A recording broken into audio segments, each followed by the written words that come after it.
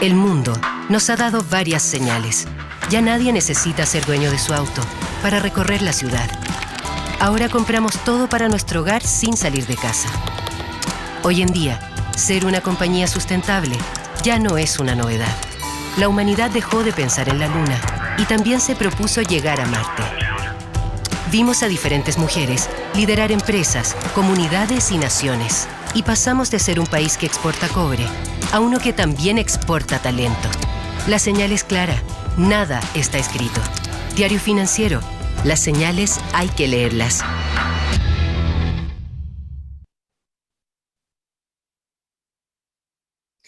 Muy bienvenidos todos a nuestro DF Live de hoy, que es parte de un ciclo de debates económicos que iremos realizando durante el año, de manera de contribuir a la discusión de políticas públicas y principalmente al voto informado. Ayer nos convocó a esta misma hora un panel previsional. Aprovechamos de agradecer a las miles de personas que se conectaron en directo o en diferido y a las buenas preguntas que nos hicieron llegar. Hoy el tema que nos reúne son las propuestas impositivas, los cambios y perfeccionamientos que contemplan los candidatos presidenciales de noviembre. El tema es de suma importancia, dado el escenario de estrechez fiscal y los desafíos futuros de la reactivación post-pandemia. De ahí el desafío de hoy es tanto para nuestros moderadores como para nuestros panelistas. Queremos agradecer a los comandos de todos los candidatos presidenciales su presencia y compromiso con esta instancia informativa y, por supuesto, al equipo periodístico y al equipo de TF Live por la producción. La modalidad, les cuento, para que nos hagamos una expectativa de cómo se va a armar, es la siguiente. Vamos a tener 2 rondas de preguntas que realizarán Rosana Lucero. Bienvenida, Rosana, a nuestro panel. Rosana es editora de Economía del Diario Financiero. Y una segunda ronda de preguntas a cargo de Sebastián Valdenegro, subeditor de dicha sección y además el editor del DF Tax, el área especializada en tributos y impuestos del Diario Financiero. Para responder estas preguntas, los representantes tendrán 2 minutos más 1 minuto adicional en caso de que haya una contrapregunta de alguno de los moderadores. Luego vendrá un panel muy interesante donde los candidatos se van a preguntar entre ellos, de acuerdo a un sorteo previo que les hemos informado con anterioridad. Cerraremos esta instancia con unos minutos por cada uno de los representantes para que puedan hacer ya sea un resumen de su propuesta impositiva o también puedan retomar algunos puntos que hayan sentido quedaron flotando durante el debate. Así que esa sería la modalidad. Voy a empezar ahora a presentar a los participantes del debate de hoy. Bienvenido Diego Pardo, asesor de Gabriel Boric. Diego es abogado de la Universidad de Chile, magíster y doctor en Derecho de la Universidad de California en Berkeley.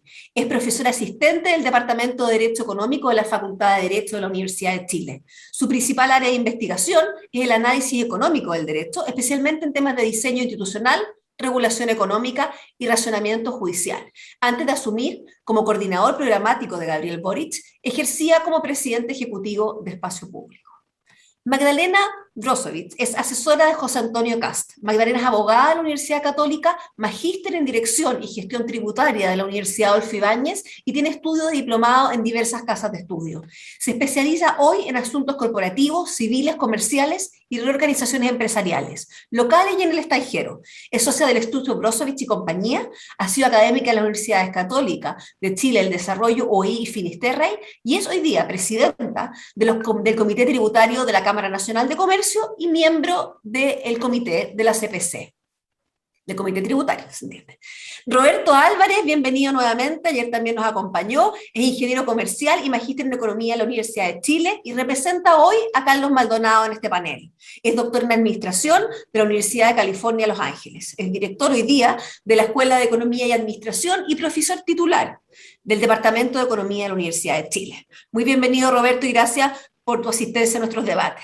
Además está Ricardo Guerrero, bienvenido Ricardo, asesor de Paula Narváez. Ricardo es abogado de la Universidad Católica, magíster en Derecho Tributario de la Universidad de Chile y magíster en Administración Pública del London School of Economics and Political Science. Hoy es estudiante de doctorado en la Facultad de Políticas Públicas y Ciencias Sociales de King's College en London.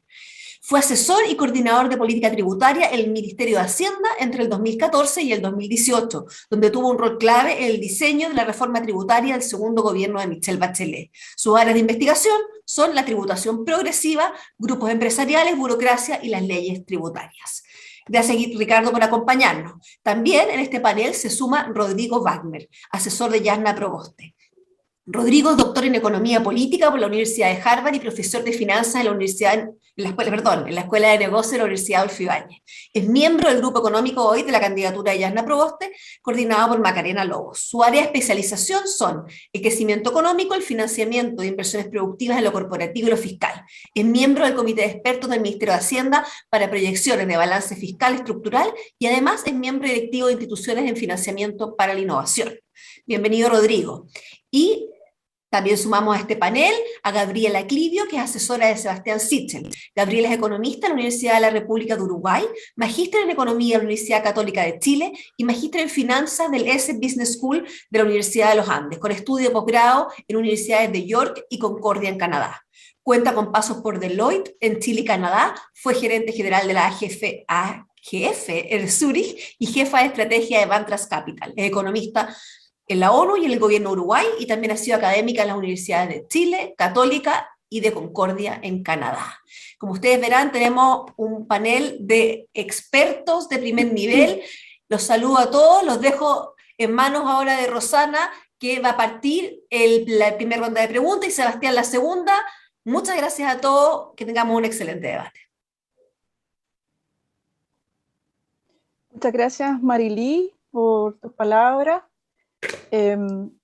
Me sumo también al agradecimiento por nuestros panelistas de esta mañana.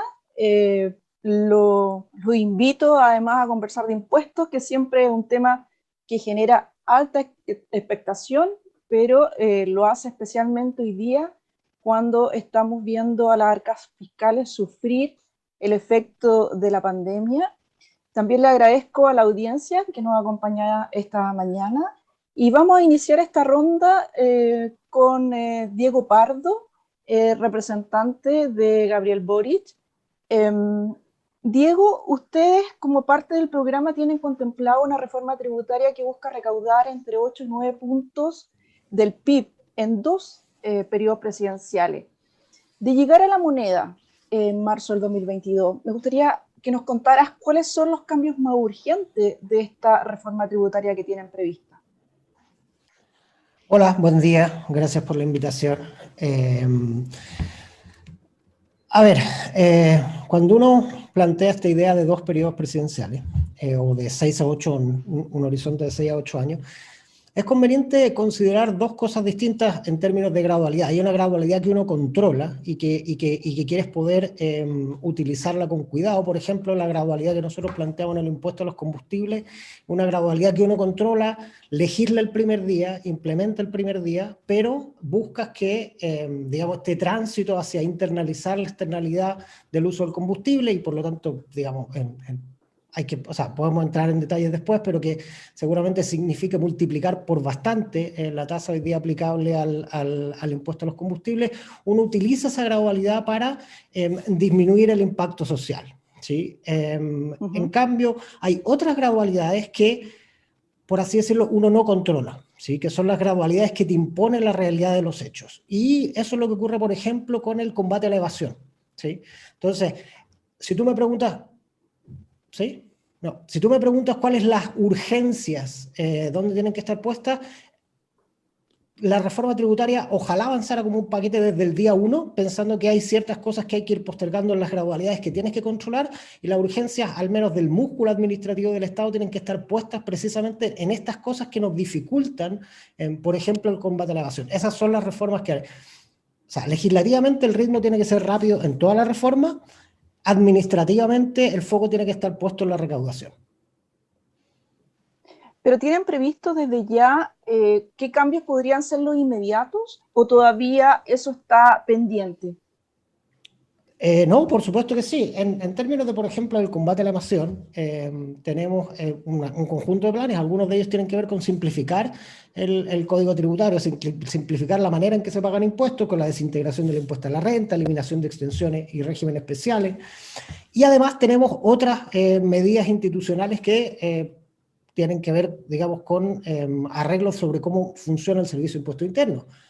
aplicar la cláusula general antielusión de manera administrativa, perseguir los ilícitos penales sin el sistema de querellante institucional que tiene hoy día, sin este trámite administrativo que impide la persecución penal de los delitos tributarios, establecer un programa de delación compensada y recompensa informante, similar al que, por ejemplo, estableció Israel hace unos años atrás, reponer el sistema sobre declaraciones juradas y otra serie de cosas de medidas institucionales. Ese tiene que ser el foco, digamos, de las medidas administrativas.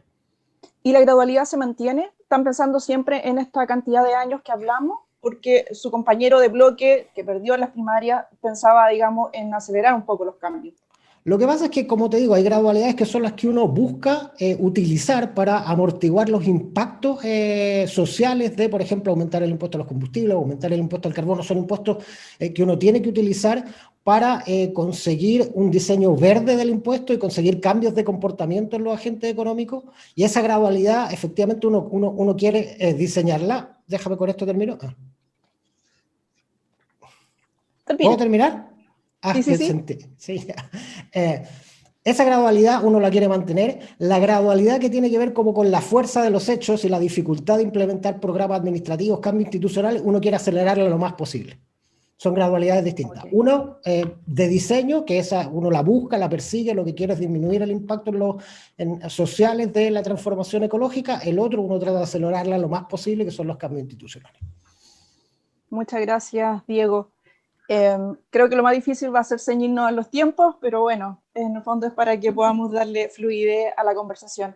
Magdalena, asesora de José Antonio Kast, quizás la mayor diferencia que se presenta en el caso de ustedes respecto a las candidaturas, a las otras candidaturas, es que ustedes contemplan rebaja de impuestos, en el caso de las empresas, combustibles y también en el IVA. En el caso del IVA, ustedes hablan también de emparejar la cancha. Me gustaría que nos explicara en qué consiste ese emparejamiento de cancha y qué problemas están detectando que los llevan a hacer este planteamiento. Gracias por la invitación al diario y a todos los panelistas que están aquí escuchando. Y Rosana, yendo derecho a la pregunta tuya, nosotros efectivamente tenemos un planteamiento que es bastante distinto del resto de todos los candidatos, de los representantes aquí, de los candidatos, porque nosotros estamos por bajar impuestos. Y bajar impuestos creemos que políticamente a lo mejor no es muy popular, pero creo que a la ciudadanía sí le va a interesar una propuesta que seriamente hemos estudiado, que podemos ir a buscar bajar de un 19%, que es la tasa actual del impuesto al valor agregado, a un 17%, porque creemos de verdad que nuestro modelo tributario responde al de los países subdesarrollados. Tú sabes, en materia de impuestos, lo único, la materia casi más importante, el desarrollo de un país se mide por su recaudación fiscal, por el tipo de impuesto que recauda.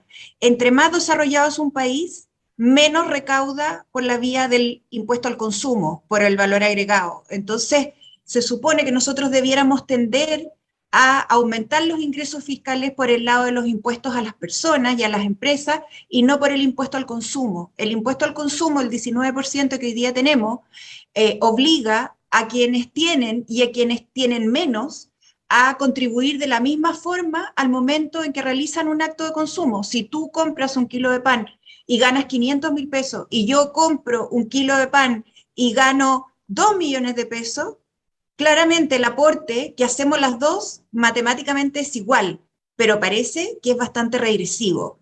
Entonces lo que nosotros apuntamos es buscar esa rebaja del impuesto al valor agregado para que las familias en general logren destinar una menor cantidad de recursos hacia el consumo, es decir, que todo el ingreso que ellas tengan no vaya todo a consumirse.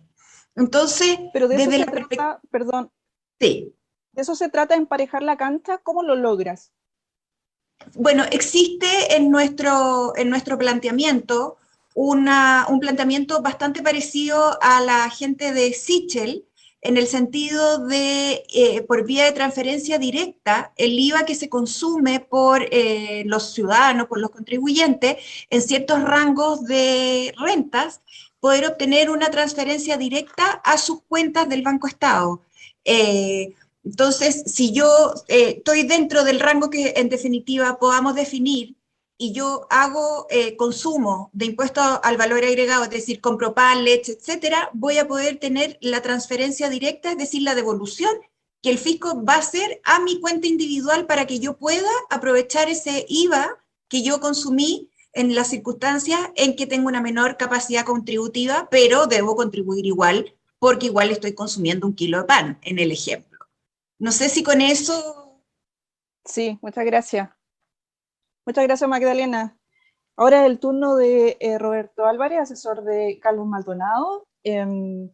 Roberto, bajo la premisa de recaudar desde donde hay más y llevar hacia donde hay menos, ustedes proponen un pacto tributario que considera, digamos, mayores tasas para los patrimonios y las rentas personales más altas del país.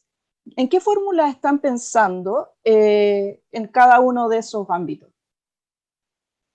Buenos días. Lo que se propone en el cierto programa es justamente una hoja de ruta respecto de cómo avanzar en un sistema tributario que sea más equitativo, ¿ya? Y por eso que lo que se propone es un pacto tributario. Lo que no queremos es proponer cosas concretas, específicas, que luego duerman en el Congreso sin que sean aprobadas, digamos. Y por eso que la propuesta fija cuáles serían los objetivos y la dirección, para que nos pongamos de acuerdo en la coalición de centro-izquierda de quien resulte ganador de la primaria del domingo, y que probablemente sea de tocarlo en ese escenario a definir específicamente hacia dónde iría, pero obviamente tiene que haber una mayor contribución de la gente que tiene y que genera más ingresos, y eso es algo que está ahí plasmado en nuestra propuesta. O sea, todavía les falta aterrizar esas fórmulas. Tenemos que ponernos de acuerdo. Tenemos que ponernos de acuerdo. Lo mismo que dijimos ayer en pensiones, pongámonos de acuerdo. Y pongámonos de acuerdo en las pensiones que queremos. Y también pongámonos de acuerdo en el sistema tributario que queremos. Yo creo que todos no estamos contentos con el sistema tributario que tenemos, pero tenemos que ponernos de acuerdo como coalición para las propuestas más específicas y que sean viables y factibles de llevar a cabo en el próximo gobierno. Si no. Solamente tirar cosas sin que después se puedan concretar, y eso es lo peor que nos puede pasar, porque la gente está esperando que le solucionemos los problemas. Y en ese sentido, la fórmula del impuesto al patrimonio que está en el Congreso, ¿les parece razonable o todavía harían cambios mayores? Nos parece razonable, creo que avanza en la dirección, pero de nuevo, hay que pensar el sistema tributario completo. Yo creo que una medida en particular, una propuesta específica en particular, nos ayuda en la dirección donde nosotros queremos ir, que es hacia un sistema tributario que sea más equitativo y que nos ayude a recaudar más para solucionar los problemas que tenemos también. Ok, muchas gracias. Ricardo Guerrero, bienvenido, representante de Paula Narváez. Ustedes también son parte, digamos, del grupo de candidaturas que proponen una reforma tributaria. Esperan recaudar del orden de 5 puntos del PIB. Y esta reforma incluye un royalty a la minería que parte con un piso y, entiendo, considera una tasa progresiva que está ligada al aumento del precio del cobre. Me gustaría que nos contara, Ricardo, en qué medida esta idea ya está reflejada en el proyecto o no está reflejada en el proyecto que está en discusión en el Congreso y que ha generado mucha crítica del sector, sobre todo en materia de las tasas que se están evaluando, que se consideran muy altas. Muy buenos días, Rosana, y buenos días al resto de los panelistas. Muchas gracias nuevamente por la invitación. Me gustaría, antes de tomar un poco uno de los puntos que mencionaban anteriormente y aplaudir, que bueno que desde la derecha incluso se quiera avanzar hacia un sistema más progresivo de impuestos, entendiendo que el conjunto de demandas sociales y las desigualdades multidimensionales que tiene nuestro país deben ser atacadas, y eso requiere fundamentalmente un sistema tributario que sea más progresivo, que recaude más del impuesto a la renta y menos de los impuestos al consumo. Y sobre ese punto, lo que propone nuestra candidatura es avanzar, como bien decías tú, en un nuevo pacto tributario que contempla 5 pilares fundamentales, donde los pilares más importantes se relacionan con combate a la evasión y la elusión, la eliminación de ciertas exenciones que ya no se justifican, impuestos a los más ricos que no necesariamente se traducen en un impuesto al patrimonio propiamente tal, sino que un conjunto de medidas, un nuevo royalty a la minería, que era la pregunta que me estabas haciendo anteriormente, y hacer un análisis más integral del sistema tributario, algo similar a lo que establecía Roberto en su pregunta anterior, pero que consideramos que eso requiere una segunda etapa posterior a que se apruebe un paquete, como señalaba anteriormente, en un primer año de gobierno. En ese sentido, respecto al royalty que hoy se tramita en el Congreso, creemos que tiene distintas deficiencias, que puede ser perfeccionado. Es necesario que, y por lo menos la propuesta que estamos pensando nosotros, estamos mirando distintas experiencias en otros países que busquen reflejar la heterogeneidad de empresas en la minería que existen hoy día en el país, la heterogeneidad de costos que existen hoy día en el país. Y en ese sentido va a ser importante que el nuevo sistema de royalty que se establezca y donde hay un consenso bastante importante desde la academia y el sector político y social, en que se requiere avanzar hacia una mayor recaudación de la minería, sin perjuicio que tiene que seguir estando en márgenes de competitividad respecto del resto de los países mineros. Lo que sí, y que encontramos que es bienvenido, que como te decía anteriormente, hay un consenso bastante transversal, no solamente del sector de centroizquierda, sino que también de sectores de derecha, que también entienden que el royalty debe ser revisado. Incluso los sectores gremiales han entendido que deben participar de este debate y han aportado distinta información para que se construya un nuevo sistema. Lamentablemente hay ciertas candidaturas, como la de Sebastián Sichel, que todavía no se ha pronunciado, pero esperemos que en este debate vayamos avanzando en esos consensos tan importantes. Ricardo, en ese sentido, hay una preocupación de ustedes precisamente por no generar aprensiones del sector minero, de forma de que no se vaya a producir una baja en la inversión justo en momentos en que Chile necesita, o la economía de Chile necesita recuperarse. Lo que pasa es que, como te decía antes, yo creo que hay un consenso bastante transversal de que el sector minero hoy día, la carga tributaria efectiva ronda entre el 38 y el 40% versus otros países como Australia, que están en torno al 45% de tributación de un proyecto minero. Eso en términos de recaudación efectiva, y cuando esto también se compara en términos de recaudación como porcentaje del PIB, también estamos bastante bajos cuando nos comparamos con países como Australia y Canadá. Por lo mismo, hay un espacio importante para avanzar a una mayor recaudación sin que se pierda competitividad. Y al mismo tiempo hay que tener en cuenta que la tributación no es el único parámetro que toman en cuenta los inversionistas a la hora de invertir, y hay distintos rankings que muestran a Chile muy bien posicionado en diversos aspectos que los inversionistas valoran de manera positiva del país. Muchas gracias, muchas gracias. Ahora vamos con Rodrigo Wagner, asesor de la senadora Proboste. Rodrigo, al igual que en el caso de Paula Narváez, ustedes piensan una reforma tributaria que recaude 5 puntos del PIB, con una serie de cambios tributarios. Y como parte de esto, ustedes han hablado de avanzar hacia un sistema tributario progresivo, que también lo recogen otras candidaturas. Me gustaría entender de qué se trata precisamente esta progresividad a la cual quieren avanzar y los plazos que tienen contemplados para hacerlo. Súper. Bueno, muchas gracias, Rosana, y a todos los que nos están escuchando, los colegas acá. Aparte de las reflexiones que ya han hecho los colegas sobre que es importante que paguen las personas y las personas que tienen más ingresos, imaginemos lo siguiente. Chile tiene una tasa hoy día en el margen a las personas que es 35 y 40 el máximo, ¿cierto? Y por otro lado somos un país muy desigual si nos comparamos con Europa, por ejemplo, ¿cierto? Solo ese mecanismo, si todo funcionara así, como aparece en la pizarra, digamos, deberíamos recaudar un montón. Porque en el fondo la gente rica debería estar pagando 40% y that's it. El punto es que eso no funciona así, porque la tributación, la recaudación tributaria es una mesa de tres patas. Son las tasas, es la base tributaria a la cual real, que tiene que ocurrir, tiene que haber actividad económica y todo, pero no se tiene que erosionar esa base tributaria por mecanismos, por sociedades de inversión que no corresponden. Y finalmente está como tercer punto el cumplimiento, la probabilidad de que tú lo cumplas. Y vamos a apretar en el fondo en los otros dos puntos. Las tasas a veces no hay que cambiarlas o a veces hay que cambiarlas puntualmente.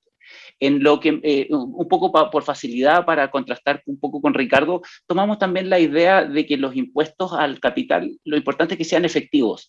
Si es un impuesto, digamos, al estilo suizo de impuesto al patrimonio y todo, puede ser, pero en realidad lo que es realmente importante es que haya recaudación efectiva, no que se entre con una reforma que entra al Congreso para recaudar 3 puntos del PIB, pero lo que sale del Congreso resulta que no está, como se erosiona la base tributaria en el proceso legislativo, no da para recaudar 3 puntos del PIB, y eso nos va generando un déficit fiscal. Y finalmente hay un punto que tienen que hacerse cargo todas las candidaturas. Nosotros hemos funcionado la última década con la tarjeta de crédito. Todos los años, obviando los últimos años, digamos, muy anticíclicos, hemos tenido básicamente un punto de déficit fiscal, 1,2 puntos de déficit fiscal todos los años. Tenemos que hacernos cargo de eso, incluso si hay rebaja tributaria. O sea, ¿sí? ¿Perdón? ¿Nos dijeron algo? ¿Sí? No, que ya se cumplió tu tiempo. Perfecto, perfecto. Como parte de esos cambios, ustedes consideran también royalty, no solo en la minería, sino que también otras actividades. ¿En qué están pensando en concreto ahí? O sea, a ver, en minería, igual cuando uno dice royalty, lo dice en términos genéricos, no es necesariamente algo valor en, digamos, que te genera leyes de corte, básicamente que te hace cerrar mina. Sí puede tener una componente importante relacionada al precio, pero hay otro tipo de recursos naturales donde perfectamente uno podría tener esquemas de recaudación de todo tipo. Sí, cuando uno hace los cálculos fiscales, eso sí, bueno, tú tienes, qué sé yo, desde licitaciones de tierras del Estado, por ejemplo, donde tendrías, ahí tienes un bien estatal. Si nosotros tenemos, por ejemplo, una idea de tener un gran proyecto de desalación con uso de agricultura en el norte, creemos que ahí hay una plusvalía importante de la cual el Estado tendría que capturar renta, por ejemplo. Ok, muchas gracias, muchas gracias. Ahora vamos a ir con Gabriela Clivio, asesora de Sebastián Sichel, varias veces ya mencionado en esta conversación. Así que anotando ahí para los 3 minutos finales. Gabriela, me gustaría consultarte acerca de la revisión profunda que ustedes han mencionado de la tributación que haría o que tiene que ver con las propiedades, herencias y bienes de lujo. Han dicho que van a hacer una revisión profunda sobre esos aspectos. Me gustaría partir de saber cuál es el diagnóstico que hay en este tema, por qué lo plantean de esta forma. Primero que nada, bueno, gracias a todos gracias por la invitación, gracias Rosana, y la verdad un gusto estar acá. Nosotros en realidad, siempre hemos visto a los impuestos no como un fin en sí mismo, sino como un medio para alcanzar un fin, que es básicamente la reducción de la desigualdad.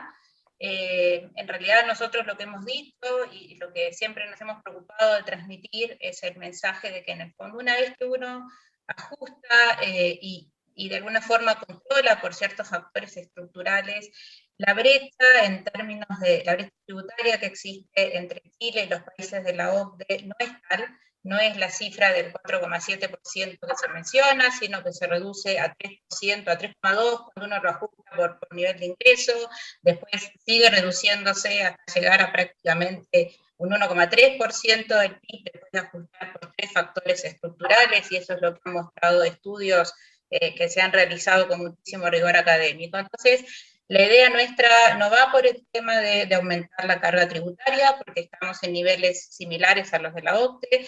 Hay un aumento de 3% súper gradual, Y cuando hemos hablado, digamos, de qué se podía hacer, uno de los temas es justamente, hay ciertos impuestos que se podrían revisar, como también hay ciertas exenciones que se podrían revisar.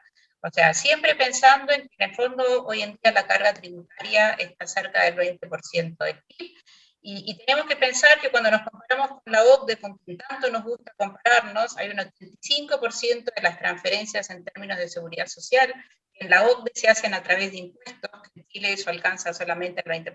Entonces, siempre es importante cuando tomamos cifras internacionales como para compararnos, el hacer los ajustes estructurales que son necesarios. ¿Pero ya tienen identificado qué cambios harían en este terreno o cuáles son por lo menos los candidatos a ser cambiados? Tenemos identificado que los bienes que están sujetos al impuesto al lujo verdaderamente son muy pocos y en ese sentido hay cierto consumo de algunos bienes que por un tema de contaminación nos gustaría, por decirlo de alguna forma, desincentivar su consumo, y esos son los posibles candidatos a implementar este tipo de impuestos. Digo. Pero también existe, por otro lado, el tema de los impuestos verdes, porque también nos interesa tener una política de movernos hacia incentivar el consumo de ciertos tipos de energías versus otros. Y en ese contexto es que lo hemos planteado, pero no pensando en que en este tipo de tributos recaería, digamos, un aumento de la carga tributaria, ni mucho menos. Ok, muchas gracias. Por favor. Estamos con la primera ronda de preguntas. Le agradezco a todos los participantes. Ahora vamos a darle el pase a Sebastián Baldinegro, que va a seguir profundizando en varias de las propuestas que ya han sido puestas sobre la mesa. Gracias. Dale, Seba. Muchas gracias, Rosy, por ese pase. Agradecer a todos quienes nos acompañan esta mañana, también especialmente a los asesores económicos de las 6 candidaturas a la moneda. Y como bien señalaba Rosana, le vamos a encarar un poquito más el diente a algunos temas específicos de impuestos en esta segunda ronda. Y respetando el orden de la primera etapa, vamos a partir por Diego Pardo, asesor de Gabriel Boric. Diego, la propuesta del diputado contempla la creación de un impuesto al patrimonio de manera permanente. Y ahí quisiera preguntarte cuán similar es esta propuesta respecto al proyecto que está hoy día en trámite en el Congreso y que está entrampado hoy día en el Parlamento. A ver, el impuesto que está hoy día en el Congreso es un impuesto por una vez, es un impuesto por única vez. Eso también está considerado en el programa, pero con otras, digamos, bajo otra función, que lo explico en un minuto. La idea de los impuestos recurrentes, y no necesariamente tiene que ser un solo impuesto, hay una gama de impuestos al patrimonio. Nosotros lo que tenemos es una meta de recaudación en impuestos al patrimonio cercana a 2% del PIB, y eso incluye, por cierto, un impuesto a los súper ricos, similar al que se ha implementado en otras partes del mundo. La experiencia en Uruguay, la experiencia en Colombia, dentro de Latinoamérica, son experiencias interesantes que hay que revisar. Y de alguna manera, pero también hay otros, el impuesto la idea es transitar en las contribuciones de bienes raíces hace un impuesto patrimonial, digamos, cuya base imponible refleje el valor comercial de los inmuebles y te permita gravar el patrimonio inmobiliario completo, digamos, de tal manera de que las personas que solo tienen un inmueble paguen relativamente poco y las personas que tienen patrimonio inmobiliario efectivamente contribuyan con lo que les corresponde dentro de una sociedad que es tan desigual y que tenemos que tender hacia la igualación. El impuesto patrimonial por única vez cumple básicamente 2 funciones, de manera similar puede ser la del Congreso, pero necesitamos hacerle ciertas modificaciones respecto de ello para que cumpla esta finalidad, que son básicamente 2. La primera es permitir cerrar el gap, algo que mencionaba Rodrigo antes. Estamos en una situación de déficit fiscal bien apremiante, las reformas tributarias siempre toman tiempo en implementación y por otro lado tenemos una presión de gasto importante, ¿sí? Entonces, ahí hay una ecuación que hay que resolver. Una manera de resolverla es con un impuesto por única vez que te permita cerrar esa brecha financiera y te permita, digamos, adelantar el gasto público que necesitas para ir transformando nuestro estado en un estado de bienestar. Y y a su vez ser responsable con la situación de nuestras finanzas públicas. Ese impuesto por única vez, además de esa función de permitir ir adelantando el gasto público que necesitas para construir un estado de bienestar, también te permite hacer un esfuerzo por una primera vez para identificar la situación patrimonial de las personas con mayores ingresos en Chile, de las cuales sabemos muy poco, debido a que en términos relativos nuestro Servicio de Impuesto Interno es un león con bastante menos dientes que el resto de los leones de la OCDE. Entonces, un impuesto por única vez inicialmente te permite sacar una mejor foto respecto de la situación patrimonial de las personas más ricas de este país. En ese sentido, entonces, Diego, ¿están pensando en un impuesto patrimonial que en principio sería transitorio para después transitar a que sea permanente? ¿Esa es un poco la idea? Efectivamente. O sea, son dos distintos. El que hoy en día está en el Congreso es uno por única vez. El que está en nuestro programa es un impuesto recurrente, la versión recurrente similar a la que tienen en Uruguay o la que tienen en Colombia, pero el impuesto por única vez cumple una función que es similar a la que está en el proyecto de ley hoy en día en el Congreso, pero con ciertas diferencias. La que está hoy día en el Congreso en verdad es una reforma constitucional que lo que refleja es de alguna manera la incapacidad que tiene el Congreso en un sistema presidencial para empujar el gasto público. Por eso es una reforma constitucional y está asociada a un gasto determinado.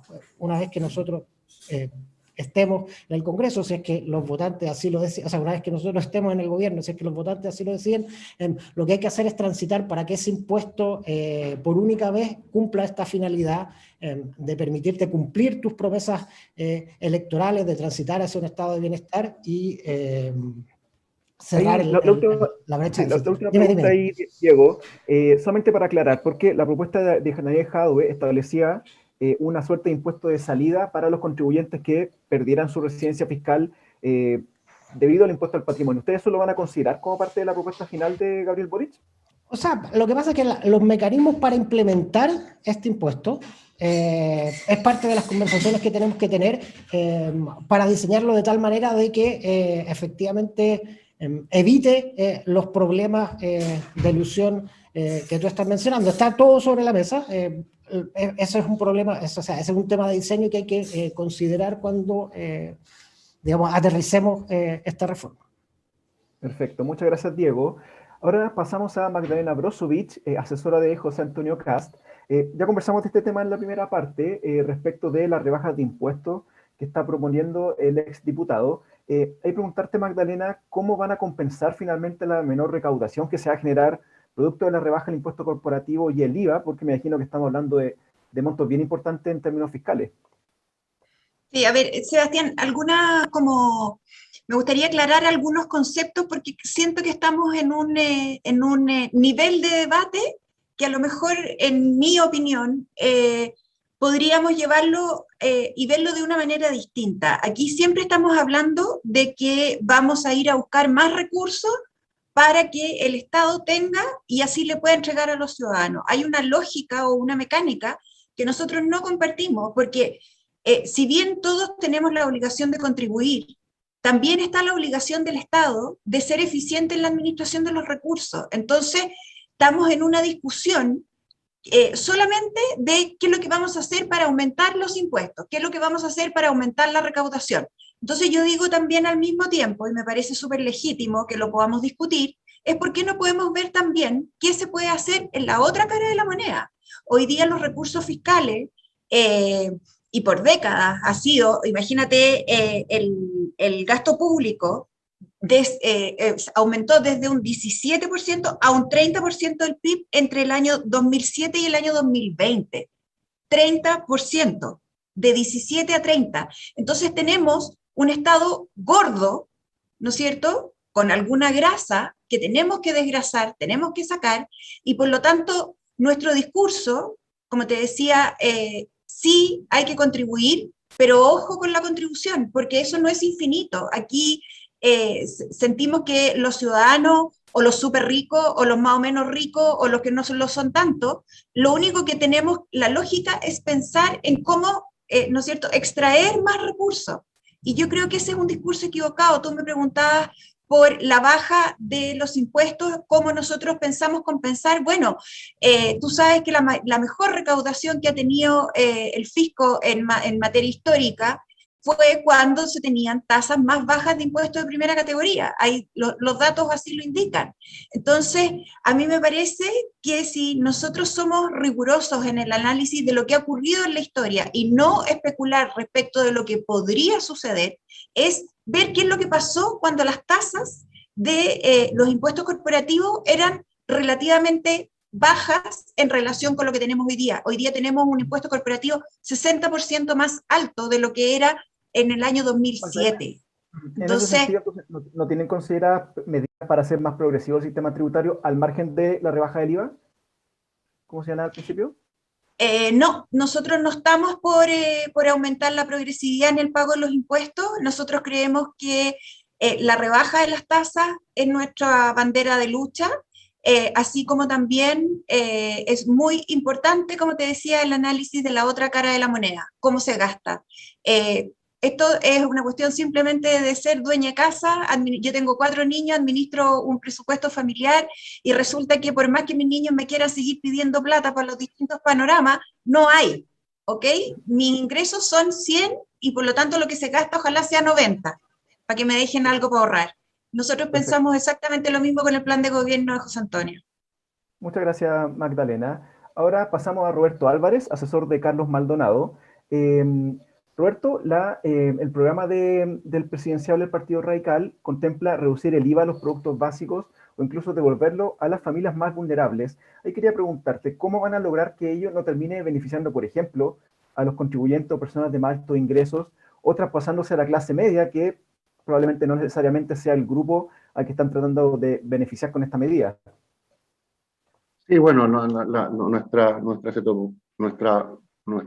propuesta contempla una reducción del IVA o la devolución, y obviamente hay que diseñar un mecanismo que efectivamente reduzca o elimine el IVA, el pago de IVA a la gente que realmente lo necesita, y ahí obviamente requiere información del Registro Nacional de Hogares, que lo que permita es que efectivamente vaya hacia la gente que la propuesta pretende beneficiar, digamos. Y así como se hace con una serie de otros subsidios, con una serie de otras políticas, lo que se requiere es información acerca de los ingresos de los hogares para que efectivamente sea bien focalizado. En la medida que eso no sea cierto posible, uno tendría que pensar en otras alternativas. Hemos estado discutiendo, puede ser un bono también, equivalente a calcular efectivamente cuánto es lo que una familia gasta en lo que hemos denominado bienes básicos, digamos. Hemos estado mirando la encuesta de presupuesto sector familiar y hemos hecho algunas estimaciones respecto de a quién debería beneficiar y cuáles serían esos montos, digamos. Pero obviamente requiere información de los ingresos de los hogares para que sea efectivamente focalizada. Y en ese sentido, ¿cómo van a precaver de que no ocurra lo que ocurrió en la primera etapa de la pandemia, por ejemplo, en que nos dimos cuenta que el Estado no tenía suficiente información para focalizar los beneficios sociales? ¿Cómo van a tratar de que eso no ocurra con esta transferencia que están pensando? Bueno, obviamente para que esto sea bien focalizado debemos preocuparnos del diseño, y eso obviamente requiere un análisis mucho más riguroso de lo que está en la propuesta original. Hay que trabajar en ello y obviamente el principio fundamental es que sea bien focalizado. Si no lo podemos focalizar, si no se puede identificar bien para no cometer errores, hay que buscar alternativas, y eso es algo que hemos estado discutiendo y conversando con el resto del equipo, digamos. Pero obviamente tiene que ser bien focalizado y tiene que haber identificación de los ingresos del hogar, o si no deberíamos buscar una forma alternativa. Pero el principio es obviamente beneficiar a la gente que paga 19% de IVA y que efectivamente es una carga muy pesada y es muy inequitativo. Perfecto. Muchas gracias, Roberto. Ahora es el turno de Ricardo Guerrero, asesor tributario de Paula Narváez. Ricardo, la ex ministra propone en su programa, por una parte, un fortalecimiento del servicio de impuesto interno, darle más herramientas para perseguir la evasión y la elusión. Pero en paralelo, el programa también considera quitarle de alguna manera la exclusividad para querellarse en algunos delitos tributarios. ¿No se contradice una idea con la otra? Gracias, Sebastián. Mira, en principio, y aquí también para recoger un poco lo que han señalado Magdalena, que es una de las partes principales también del programa de Sebastián Sichel respecto a la eficiencia del Estado, solamente para tomar ese punto muy cortito, llama la atención que se quiera decir que el Estado de Chile no es eficiente cuando uno mira los rankings internacionales y ve que Chile destaca por la eficiencia del gasto público. Y en segundo término, la derecha ha gobernado los últimos 8 años y ha hecho bien poco en términos de reducir esa llamada grasa del Estado, así que nos cuesta entender un poco cómo se puede mejorar y combatir la desigualdad, aumentar el gasto público diciendo que se va a cortar grasa del Estado, pero bueno, eso puede quedar para una respuesta posterior. En términos del combate a la evasión y la elusión, que forma parte de nuestros pilares fundamentales, nosotros estamos considerando la propuesta de Polonia. Polonia implementó en el año 2014 un programa bastante exigente en términos de reducción de evasión y elusión.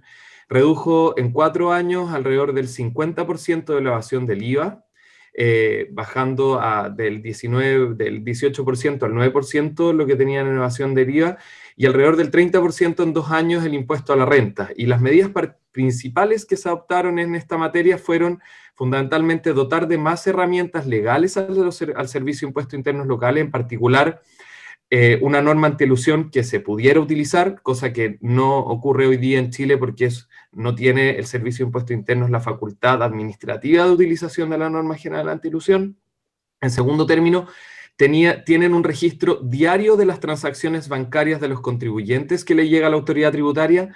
En tercer término, un monitoreo en tiempo real de los sectores más importantes de la economía, particularmente del petróleo y del tabaco, además de implementar cambios organizacionales y un diálogo y colaborativo con distintas instituciones, fundamentalmente con el sector privado, para atacar la evasión y la elusión. Y ese es nuestro pilar fundamental que en principio estimamos que podría reducir la evasión que tenemos hoy día, que es alrededor de 7 puntos del PIB, en el mejor de los escenarios, comparándonos con la experiencia de Polonia, podríamos reducirla alrededor de 3.5 puntos del PIB, es decir, recaudar 3.5 puntos del PIB. Ricardo, en ese sentido, quisiera preguntarte, ¿esto implica no solamente mayores potestades legales, sino también mayores recursos para el servicio? ¿Y por qué pensar que podría funcionar hoy día, tomando en consideración que en la reforma tributaria en la que tú participaste en 2014 había más recursos para el servicio, y en la reforma tributaria del 2018 también hubo mayores recursos para el servicio de impuestos internos? Sí, es una buena pregunta, Sebastián, entendiendo que aquí hay dos problemas. Un problema fundamental es que para que haya un combate, y esto también recogiendo la experiencia de Polonia, para que exista un combate real de la evasión y la elusión se requiere un consenso político transversal. Y al mismo tiempo se requiere dotar de las herramientas legales necesarias para esto. Hoy día el Servicio de Impuestos Internos no tiene una norma general antielusión que permita combatirla de manera real, y tampoco tiene acceso a la información de las cuentas bancarias de los contribuyentes, a los saldos de las cuentas bancarias, no a los movimientos de las cuentas bancarias, como lo tiene el estándar de la gran mayoría de los países OCDE, y al mismo tiempo también en Latinoamérica lo tienen Perú, Uruguay, Colombia y otros países. Hoy día esas herramientas son indispensables para atacar la evasión y la elusión, y hoy día Impuestos Internos no lo tiene, además de otras mejoras administrativas y coordinaciones con las otras entidades tributarias. Muchas gracias, Ricardo. Recordemos que en la última ronda vamos a poder profundizar un poquito más en estos temas que quedan en el tintero. Ahora quisiera pasar con Rodrigo Wagner, asesor de la candidata Yarna Proboste. Rodrigo, la presidenta del Senado, en sus bases programáticas, apunta a aumentar el impuesto a la renta del capital, por ejemplo, restringiendo los gastos que la empresa puede descontar de sus impuestos. Ahí preguntarte bien específicamente, ¿qué tipo de gastos creen que ya no deberían ser necesarios para que la empresa produzca la renta? Ahí sí, ahí te escuché. Sebastián, o sea, primero digamos, el principio general al que suscriben varios de que hay que cobrar al capital de alguna manera, no necesariamente, digamos, casándose con un detalle. Dentro de gastos, o sea, tenemos áreas donde al revés, uno dice hay gastos como en temas de innovación y no sé qué, donde tú permites, o sea, los agregas. Ahora, si tú me preguntas gastos específicos, son como bien materias bien detalladas, digamos, hay veces donde hay, no sé, pues, gastos de representación que no corresponden. Es mucho, yo te diría que ese punto es más abriendo a la discreción de lo que tenga el servicio de impuestos internos, más de lo que te pueda mandatar. Porque, y esa es la ventaja. Hemos generado, o sea, esa es la ventaja de lo que mencionaba Ricardo, tener un servicio profesional que retenga gente, que la gente no se te vaya al servicio después para hacer tax planning afuera, ¿cierto? Y que tú tengas una carrera ahí como ocurre en Estados Unidos y que ellos en el fondo puedan aplicar criterios circulares donde se define esto. No, los proyectos de ley no te dicen que las papas fritas no son un gasto rechazado. En alguna empresa está permitido, en otra cosa sería como la botella de whisky o el gasto superfluo. No sé si me explico. Dale, Claro. ¿tenías contrapregunta? Pero Sí, en el fondo, en concreto, para contestar tu pregunta, los ítems en particular son dependiendo del negocio. Entonces ahí tenemos que dotar a la institucionalidad de una manera de hacerlo que no esté amarrada de mano. Obviamente que no abuse, pero tampoco tenemos que tener un trauma. Y que los funcionarios de impuestos internos, como ocurre en Estados Unidos, donde se recauda más, puedan decírtelo. Si no, se genera un problema, porque si no, ese gasto que se descuenta de impuestos, en el fondo lo estamos pagando los contribuyentes. Claro. ¿Cierto? No, ese sentido era más que nada para ir, por ejemplo, a casos particulares. Por ejemplo, el gasto más tradicional que uno ve hoy día es que una empresa que construye, por ejemplo, construye una plaza en una comunidad, una multicancha en una comunidad donde está operando. ¿Eso creen que ya no debería ser legítimo de descontarse de impuestos, por ejemplo? Yo creo que tiene que haber esquemas que hay que ver exactamente si entra, por qué lado tributario entra, pero en principio eso hoy día en muchos temas son parte de la operación. Eso sí hay que tener cuidado cuando uno en el fondo entrega la, entre comillas, provisión de bienes públicos indirectamente a empresas, de manera que se construya rápido y facilitar la inversión, que es algo que de todas maneras queremos hacer, ¿ah? By the way, aquí se habla de lo central para la base tributaria del crecimiento. Nosotros tenemos una batería de propuestas en crecimiento por el otro lado, digamos, de cómo hacemos ordenación territorial y participación temprana para que los proyectos de inversión no partan 3 años después, sino que partan antes. Y eso aumenta, para todos los que nos están escuchando, aumenta el valor presente neto de los proyectos de inversión, aunque subamos algo los impuestos. ¿Cierto? Porque eso es algo de lo que hay que preocuparse, nosotros estamos súper preocupados de eso. Pero en el caso cuando uno le dice a una empresa que haga un gasto así, hay que preocuparse de controlar los costos, no que la cancha que hace el Estado cuesta 100 y si la hace la empresa vale 500 porque la mete a costo, ¿cierto? Hay detallitos así, pero en principio no estamos por bloquear cosas específicas, es más del origen de cada negocio. ¿Ya?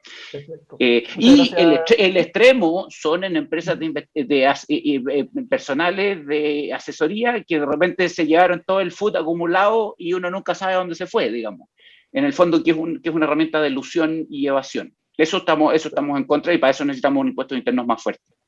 Perfecto. Muchas gracias, Rodrigo. Ya estamos entrando en la parte final de esta segunda ronda de preguntas. Cerramos con Gabriela Clivio, asesora de Sebastián Sichel. Gabriela, uno mira la propuesta tributaria del expresidente del Banco Estado y se podría decir que al menos los números, la más conservadora en materia de impuestos, ya que la carga tributaria se aumenta solamente en 3 puntos del PIB durante una década. Y también se está priorizando no aumentar los impuestos ni a las empresas ni a las pymes. Ahí preguntarte más de la filosofía detrás de esta propuesta, ¿cómo buscan legitimar en el Chile actual una propuesta que no toca ni los impuestos personales ni los corporativos? Ya, gracias Sebastián por la pregunta. Yo creo que quiero articular mi respuesta en 2 partes.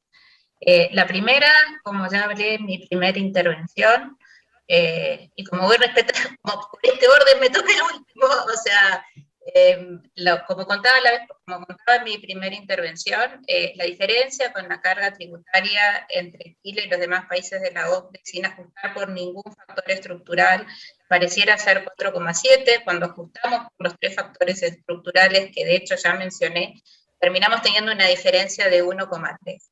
Por lo tanto, en realidad no vemos por qué se justifica seguir aumentando la carga tributaria, que hoy en día alcanza el 20% del PIB, partiendo de la misma idea de que los impuestos no son un fin en sí mismos, sino un medio para alcanzar un fin.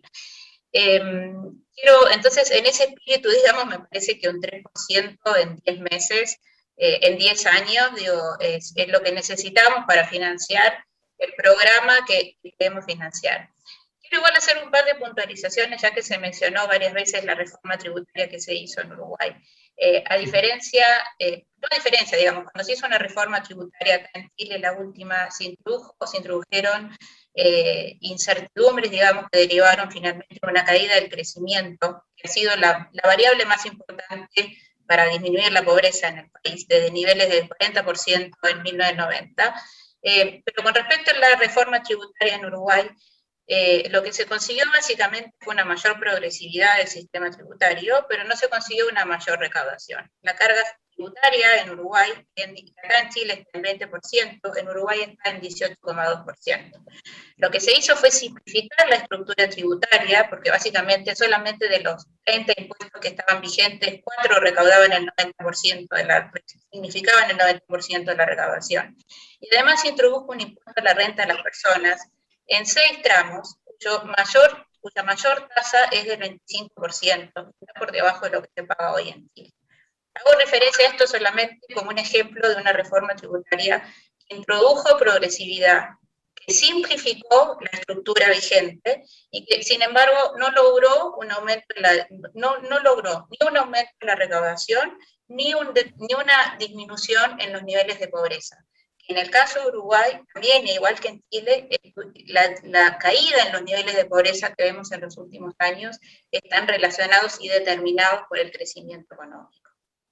En ese sentido, Gabriela, las cuentas les cuadran a ustedes porque uno mira, pensar en 3% del PIB en recaudación para la próxima década, y si uno lo compara con el nivel de deuda fiscal que tiene hoy día el sector público, con los gastos comprometidos, ¿es suficiente para llegar a una situación de equilibrio en las cuentas fiscales hacia adelante? Sí, nosotros estamos pensando en la medida que retomemos la senda de crecimiento y logremos mejorar lo que es el crecimiento tendencial, que está bastante lastimado, por cierto.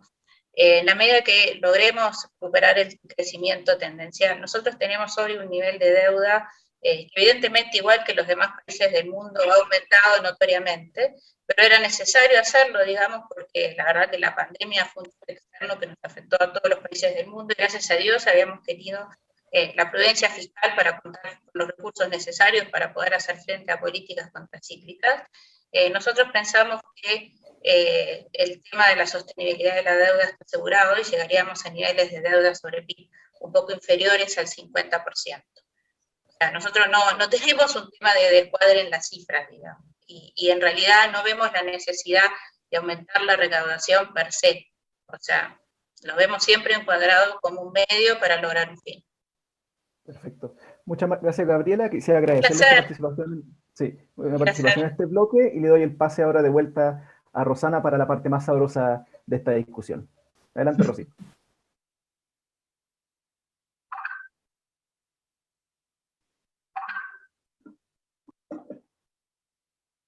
¿Estás muteada, Rosy? Ahí sí, disculpen. Estaba precisamente preparando el orden que vamos a tener en la siguiente sección de nuestro foro, donde ustedes se preguntan, entre ustedes, van a tener 1 minuto máximo para la pregunta y 2 minutos para la respuesta. Entonces le concedemos los roles de periodistas, de moderadores a todos ustedes, partiendo por Diego Pardo, que le pregunta a Magdalena Bersowitz. Hola Magdalena, ¿qué tal? Diego, ¿qué tal? Mi pregunta tiene que ver con algo que tú mencionaste recién, esta disminución del IVA del 19 al 17%, que tú misma mencionaste que es algo que tienen esta idea de reducir los impuestos al consumo, es algo que tienen en común con Sebastián Sichel. Si uno mira la literatura, las reducciones de impuestos al consumo generan una complicación, digamos, en términos de su capacidad de traspasársela a los consumidores. Digamos, si tú tienes un oligopolio y ese oligopolio ya conoce el precio al que está dispuesto a pagar un consumidor, tú bajas el impuesto, el precio no baja, digamos, se mantiene más o menos igual, y esa rebaja de impuestos va a dar al oligopolio. Chile tiene oligopolios prácticamente en todas partes, entre otras cosas en el comercio minorista, en los supermercados. ¿Qué medidas concretas plantean ustedes para evitar que estas reducciones a los impuestos al consumo se transformen básicamente en escribirle un cheque a las grandes empresas en vez de beneficiar a los supuestos destinatarios de esta política pública? A ver, Diego, en términos generales, la propuesta nuestra tiene que ver con focalizar el beneficio de la rebaja de la tasa de impuesto al valor agregado. Es decir, si bien opera para todos, tiene una segunda componente que es la transferencia directa de ese impuesto, que es las personas de escasos recursos, bajos recursos o aquella población a la que se destina efectivamente el beneficio, puedan después recibir ese monto que han consumido mediante una transferencia directa en sus cuentas. De esa manera, tú puedes focalizar directamente el beneficio a los sectores más vulnerables o a aquellos grupos que se identifiquen como destinatarios naturales de este beneficio.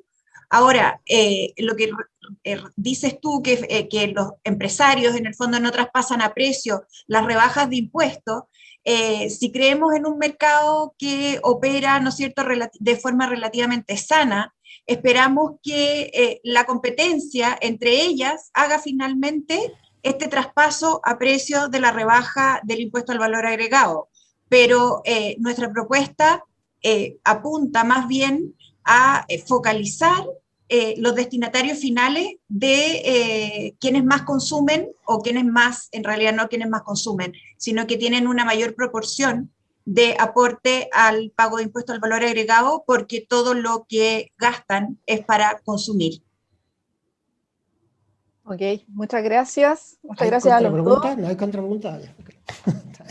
Lo podemos dejar para la parte final para reforzar sus distintas diferencias. Muchas gracias, Diego y Magdalena. Magdalena pasa de ser la que contesta ahora a la que va a hacer la consulta.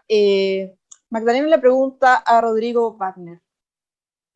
Sí, Rodrigo, yo estuve leyendo el programa de ustedes en materia de impuestos y tengo una duda que me gustaría que tú pudieras resolvernos, y es que ustedes plantean la desintegración del sistema, es decir, que el impuesto que paga la empresa no sea crédito para el socio una vez que, ¿no es cierto?, se afecta con impuestos finales.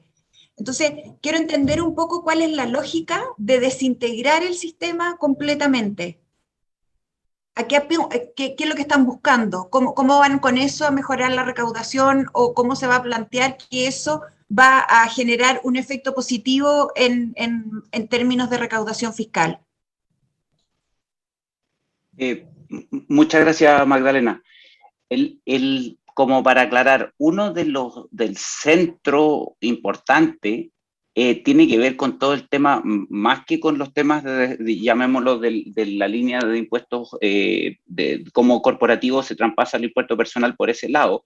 Tenemos el punto más importante tiene que ver con el tratamiento de las utilidades retenidas, no tanto con la desintegración. Eso como para llevar el foco viene a la empresa que nunca paga impuestos, que se lleva tanto en el flujo futuro como en el stock acumulado de este food, que nunca se disputa, siempre se chutea para adelante, digamos. Ese es como el centro en la dimensión, digamos, llamémosla corporativa, no de dimensión a persona, ¿cierto? Sí, pero yo en el proyecto, Rodrigo, o sea, en la propuesta de ustedes, yo leí claramente desintegración y tratamiento de utilidades tributables, en el fondo, que los socios no retiran. Tú estás indicando ahí que las empresas no pagarían el impuesto.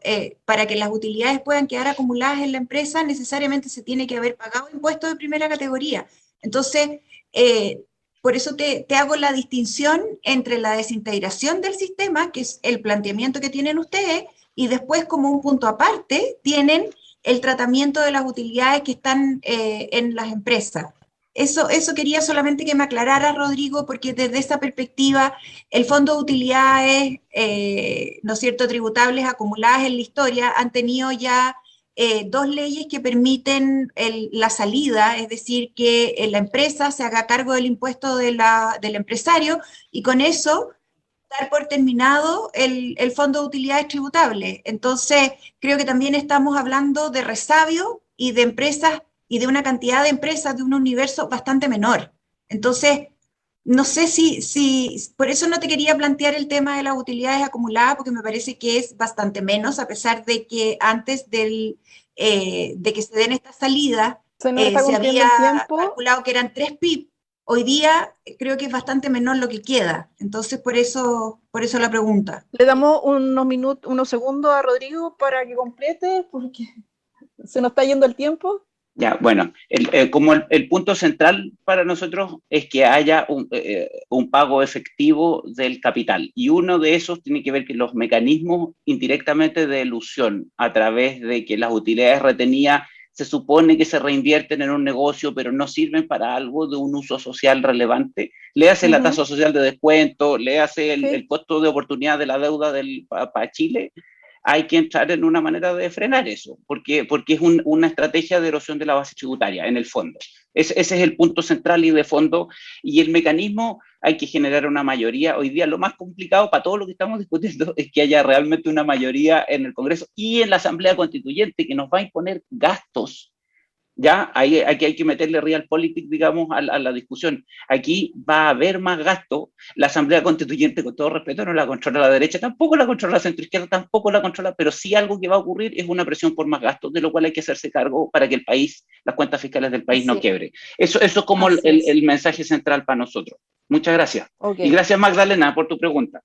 Gracias, Rodrigo. Gracias a los dos. El turno de Roberto Álvarez, que le pregunta a Ricardo Guerrero. Hola, Ricardo, mucho gusto. Oye, una cierta pregunta, bueno, creo que todos, o la mayoría de nosotros, una de las propuestas es combatir la elusión, y uno de los instrumentos es la modificación de la ley del secreto bancario para que el Servicio de Impuesto Interno pueda investigar de mejor manera y tener más información para poder combatir la elusión. Entiendo que tú estuviste en el gobierno anterior y en la reforma tributaria también, de lo que mencionaron al principio, y dado que está también en la propuesta de ustedes, y como para poder entender mejor, ¿cuáles son las principales dificultades que se enfrenta para esa modificación, y por qué no ha sido aprobada y por qué no ha sido discutida antes? Porque todos decimos, bueno, aquí hay varios puntos del PIB. ¿Cuáles son las principales dificultades que uno enfrentaría para que eso ocurra, y cómo ustedes plantean sortear esas dificultades ahora, siendo que no lo pudieron hacer antes?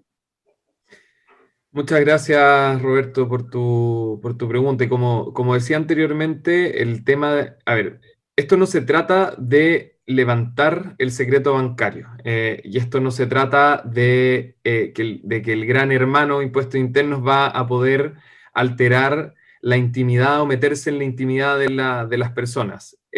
Lo que buscan estas herramientas es que fundamentalmente las personas de mayores ingresos, los contribuyentes de mayores ingresos y patrimonio, el Servicio de Impuestos Internos y las administraciones tributarias a nivel mundial puedan tener acceso a los saldos de las cuentas de esos contribuyentes en el sistema financiero.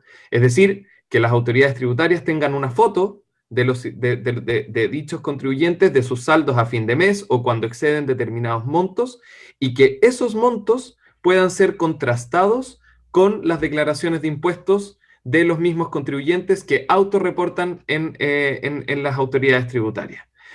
¿Por qué no se ha podido hacer antes? Hoy hay un proyecto en el Congreso. Durante el gobierno de la presidenta Bachelet se intentó hacer. El problema es que el Tribunal Constitucional declaró esto inconstitucional, porque consideraba que infringía la vida privada de los contribuyentes, sin perjuicio que posteriormente se aprobó una ley similar a lo que estamos diciendo hoy día y similar a una ley que hoy se está tramitando en el Congreso respecto a contribuyentes sin domicilio o residencia en el exterior. ¿Qué quiere decir esto? Hoy el Servicio de Impuestos Internos recibe información de los bancos e instituciones financieras de no residentes, toma esa información de los no residentes que viven en Chile, toma esa información y se la manda a los servicios de impuestos internos que están en otros lugares del mundo. Pero no puede recibir esa información respecto de las personas que tienen residencia en Chile. Eso no tiene ningún sentido y eso no ocurre en el resto de los países, no solamente de la OCDE, sino que en otras jurisdicciones. Ok, muchas gracias Ricardo, muy interesante. Ahora Rodrigo Wagner le pregunta a Roberto Álvarez. Muchas gracias. Roberto, quería hacer un poco más de énfasis en los esquemas, no de ingresos, un poco de transferencias, pero su relación con el mercado del trabajo. Tanto tú como otras candidaturas han planteado esto de devolver el IVA en la forma de un bono, pero que siempre va asociado a una focalización. Y por otro lado, lo que hemos visto en el último año es que ha habido una especie, dos cosas han pasado, una especie de hastío de la población al exceso de focalización y por otro lado la preocupación incluso de los gremios por las implicancias en el mercado del trabajo. ¿Tienes alguna idea de cómo, porque nosotros en la candidatura estamos pensando en rediseñar el esquema de transferencias sociales para hacerlas más amigables con el empleo, de una manera que no todo se pierda cuando cruzas un umbral del registro social de hogares, sino que hacerlo, digamos, para que podamos, digamos, para que la gente no tenga que elegir entre recibir programas sociales o un empleo formal? Siempre hay empleo, pero no formal. No sé si han pensado esa dimensión, incluso en lo relacionado del IVA. Nosotros pensamos que una solución tipo vales de alimento cuando las familias tienen hambre y necesitan, llega oportunamente y no es focalizado. No sé si nos podrías dar alguna visión en esto. Mercado del trabajo, la relación con las transferencias, que es un impuesto indirecto a los más pobres. Bien, a ver, claramente debiésemos avanzar en esa dirección que tú mencionas. Obviamente hay que ver cuál es la implicancia que tienen todo el sistema de transferencias en el mercado laboral y por lo tanto ponernos de acuerdo en cómo rediseñamos completamente el sistema. Creo que es una propuesta bastante interesante que estamos dispuestos a discutir y a conversarla. Creo que como tú ya mencionabas, este hastío con la focalización. De verdad es que no nos podemos hastiar de la focalización porque realmente tenemos que focalizar. Creo que necesitamos propuestas que contribuyan a que las transferencias sean más eficientes, que impacten lo menos posible en el mercado laboral, pero no debemos perder el énfasis en la focalización. No, todos sabemos, y aquí la mayoría, o varios somos economistas, que tenemos una restricción presupuestaria, que tenemos uso alternativo de los recursos y que por lo tanto el tema de focalizar bien es algo que no deberíamos perder de vista. Bien, muchas gracias. Voy ahora con el turno de Ricardo Guerrero. Le pregunta a Gabriela Cribio. Gracias, Rosana. Ahora, Gabriela. Hola, Ricardo, ¿cómo estás tú? Bien, mucho gusto. Mira, respecto al programa de ustedes, en principio, OCDE, Fondo Monetario, otros organismos internacionales enfatizan que Chile debe aumentar la recaudación de los sectores de mayores ingresos para reducir la desigualdad y mantener la sostenibilidad fiscal. Sin embargo, el programa de ustedes no contempla nada de eso. Se supone, de acuerdo a estudios de OCDE de 2018, Chile podría mejorar hasta 0,12% de crecimiento por cada punto que reduce Gini. Al mismo tiempo, Sea Landerreche Ochman mostraron que por cada punto de recaudación adicional se puede reducir hasta 2 puntos de Gini en la desigualdad, si los recursos obviamente se invierten de manera adecuada. En razón de los desafíos económicos, sociales y ambientales derivados del estallido social y la pandemia, la crisis climática que tenemos fundamentalmente, ¿por qué una candidatura de centro-derecha se niega a un pacto tributario que recaude primero de los segmentos de mayores ingresos y patrimonio, que cierre espacios de evasión y elusión y aumente la tributación de la minería privada a niveles de países competitivos? Bueno, muchas preguntas en una sola. Voy a responder todo. Gracias por la pregunta, Ricardo. Primero que nada, quiero hacer igual una puntualización. a raíz de una respuesta que salió anteriormente. Nosotros en ningún caso estamos proponiendo la rebaja del IVA. Lo que sí estamos proponiendo es la devolución del IVA que se paga en alimentos y en medicamentos en los hogares más vulnerables, entre otras cosas porque consideramos que no hay forma de asegurarnos que un IVA diferenciado pueda llegar finalmente al consumidor final, y nos parece mucho más eficiente en términos de transferencia directa el tema de disminuir el IVA, de devolver el IVA, perdón, a las familias más vulnerables. Con respecto a lo que tú me estás diciendo, la verdad que como yo explicaba antes, las mediciones internacionales y las recomendaciones internacionales hay que ajustarlas por factores estructurales. Las recomendaciones de la OCDE van sobre todo por el lado de que tienen que ser más personas quienes pagan impuesto a la renta, sin considerar que el impuesto promedio de este país, que el sueldo promedio que se paga en Chile es bastante inferior al sueldo promedio de la OCDE. Entonces, cuando tomamos en consideración los estudios que presenta la OCDE no realiza este ajuste, o sea, no se toma en cuenta cuál es el sueldo promedio que se percibe en Chile, sino que se habla solamente cuál es el porcentaje de la población que paga impuesto a la renta.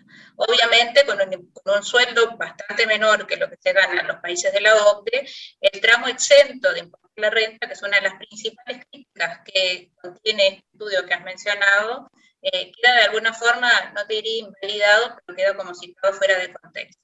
Esa es la primera respuesta. La segunda, con respecto a la pregunta que tiene que ver con la minería. La minería es un negocio que es responsable directamente del 10% del PIB, y el clúster minero en su conjunto representa un 20% del PIB. Es intenso en mano de obra. La verdad que Chile es un país minero y lo que necesita la minería es una certeza jurídica, porque fue justamente la falta de certeza jurídica y la cantidad de cambios que se hicieron en un corto periodo de tiempo entre el 2014 y 2017 que tuvo un efecto bastante negativo, por decirlo de alguna forma, en un crecimiento que durante el promedio de esos 4 meses fue 1,5%, y derivó en una precarización del mercado laboral. Entonces, nosotros... yo creo que, dame medio segundo que le termino de responder. Sí. Yo creo que es necesario avanzar en el royalty minero. La política tiene que ser, además, asistir a una política medioambiental y siempre pensando en impuestos sobre el margen y no al valor. Muchas gracias. Ahora vamos a dar, por finalizar la ronda, precisamente pregunta Gabriela Clivio a Diego Pardo.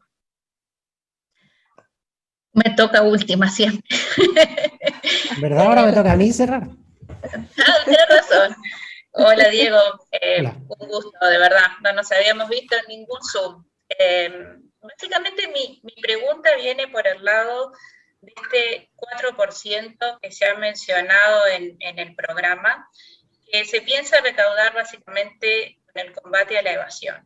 Entonces, a mí lo que me llama profundamente la atención es de cómo se construye este 4%, si en realidad no hay cifras ciertas en materia de evasión, solo hay algunas cifras que tienen que ver con IVA, algo que tiene que ver con renta, pero cómo se llega a la conclusión de un 4% de recaudación adicional solo por control de la evasión si no hay datos.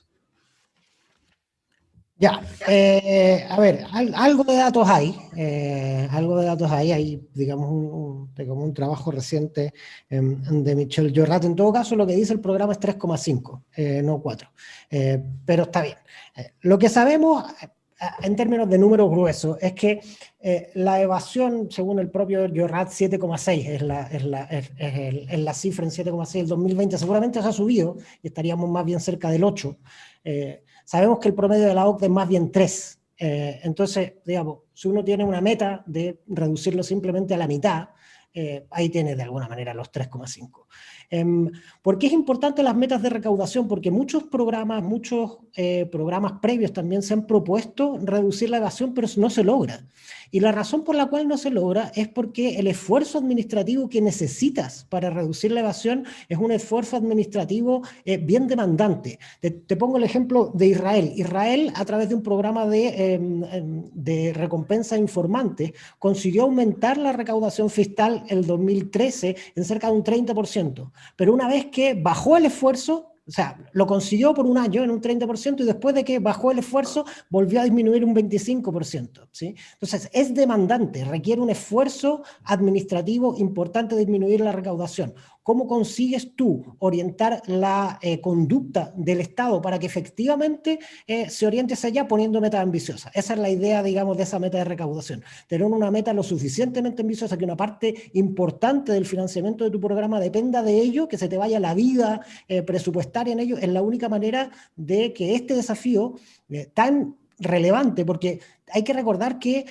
la evasión fiscal es tremendamente regresiva, digamos, está concentrada en los sectores de más altos impuestos. O sea, básicamente, si tú haces la regla de 3 con este informe de Yorat, le estamos escribiendo un cheque al 1% de personas más ricas de este país de entre 5.000 y 10.000 millones de dólares al año. Entonces, para conseguir solucionar este problema tan grave y apremiante que tenemos, la única manera de orientar la conducta del Estado es con metas ambiciosas. Esa es la razón que está detrás de ese porcentaje. Muchas gracias, Diego, Gabriela. Gracias a todos por las preguntas, muy interesantes. Yo creo que también aportaron a la conversación. Les cedo ahora el paso a Sebastián, que los va a guiar en la última parte del foro. Muchas gracias, Rosy. Ahora vamos con la parte final de este debate, los 3 minutos de confianza de cada uno de los asesores, donde van a poder cerrar su participación, hacerse cargo de algunas interpelaciones o aclarar algunos de los puntos que quizá no hayan quedado muy claros durante esta discusión. Vamos a hacer un pequeño cambio, dado que Diego concluyó el panel anterior, lo vamos a dejar al último, y vamos a partir primero con Magdalena Brozovic, asesora de José Antonio Kast. Adelante, Magdalena.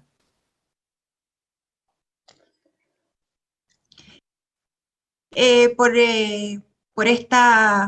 estos 3 minutos en los que espero poder recoger un poco las inquietudes. Yo creo que habiendo escuchado a todos los que están exponiendo hoy día aquí, creo que el diagnóstico que tenemos es bastante similar en el sentido de que los recursos, ¿no es cierto?, hoy día escasean, la población tiene expectativas de que el Estado vaya a socorrerla.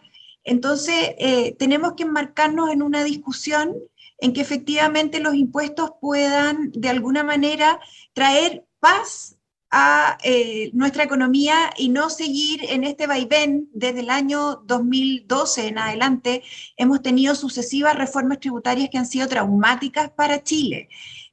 Sobre todo en el ámbito de, si ustedes piensan que el Estado básicamente no produce nada, y que lo que el Estado tiene es gracias a la contribución que hacen los ciudadanos a través del pago de impuestos, tributos, etcétera, creo que es fundamental que nos pongamos de acuerdo de una vez por todas en cuál va a ser nuestro sistema tributario de aquí al futuro, porque la incertidumbre que tenemos, no solo a nivel, antes era difícil explicarle a un inversionista extranjero los sistemas o los cambios de sistema que se producían aquí en Chile. Por la idiosincrasia era casi imposible hacerle entender a un gran inversionista cómo operábamos aquí en Chile, pero creo que hoy día incluso los chilenos, dada la incertidumbre que existe, ha habido una estampida de capitales muy importante que han salido de la economía y que se han ido a alojar a otras jurisdicciones en busca de mejores rentabilidades y en busca de reglas más claras. Creo que nuestro sistema hoy día, a pesar de todos los esfuerzos que hace el Servicio de Impuestos Internos a través de la interpretación de las normas tributarias, me parece que es fundamental que tengamos un sistema en el que al menos podamos tener algún consenso para dejarlo tranquilo funcionar durante una cierta cantidad de años, ojalá los próximos 8 o 10 años, de manera de ver efectivamente los rendimientos que se producen con cada cambio tributario, porque, como les digo, la experiencia desde el 2014, la primera reforma de Michelle Bachelet y un poquito antes, la última que hizo Sebastián Piñera, pasando por 4 leyes de reforma tributaria importantes en el país, sin contar con todos los proyectos hoy día que están en el Congreso, me parece que necesitamos tener una visión más global de lo que significa el pago de impuestos en Chile para que el sistema funcione de manera eficiente. Nosotros no estamos postulando bajo ningún respecto el secreto, ni que amparemos a los evasores. Al contrario, queremos que se sancione drásticamente y por lo tanto toda la colaboración a nivel de nuestro programa para ver cómo podemos hacer un sistema tributario en Chile que sea eficiente y que nos dé paz social. Muchas gracias, Magdalena.